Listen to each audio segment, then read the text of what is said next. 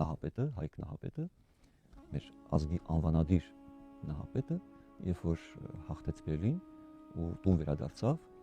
այն մեր հսկա երկրում այն կետը, ուր որ որոշեց իր հայոց առաջին տունը իդեմս իրեն հիմնի, դա Հայոց ձոր գավառում է։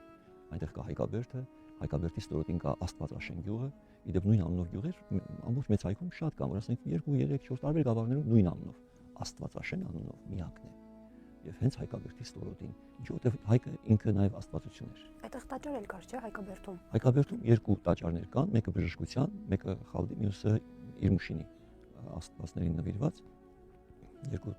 տաճարներ կան Բերդի տարածքում։ Բերդը իհարկե այն ինչ որ խոսում ենք Վանի թագավորության ժամանակաշրջանի ժառանգություն է, բայց ամենայն հավանականությամբ ավելի հին հնուց էր այդ վայրը